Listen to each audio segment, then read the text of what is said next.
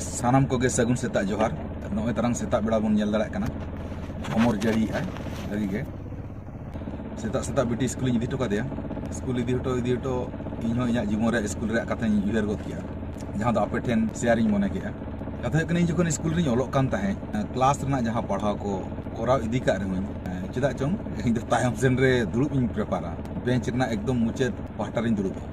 अडिगान समय माचेद को मेना अकोय नोआ पे दाड़ा ती तुल पे अको को दाड़ा ती को तुला अद इन दो बइन तुला दाड़ा रहुई माचेद बाडाया इन इदी काते अदे बेरन में से मसे ले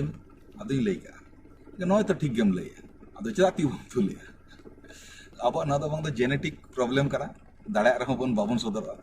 पढ़ाव इदी का रहो कोराव का रही से पढ़ाव तुलना मोटा मोटी दाड़ा रहो मांग सेन रे दो बइन दुरुबा और मास्टर दो को मेन गया हम सामांग से हजू में और इन टाइम रे दुरुब ना नितो इन बुझतीगा नवा खातिर दुरुब सनेया पालेन मिटन फ्रीनेस आइकोआ जहां को दुरुबा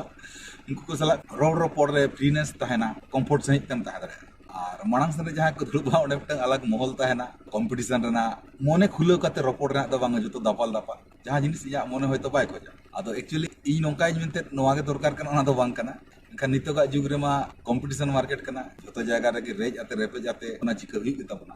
तो नोआ या नेचर इन समय रे ताहे कना ओना जुग रे समय अनुसार ते जहां दो मने के आपे के टेन कटी शेयर का गे मा एनखान जोहार गे।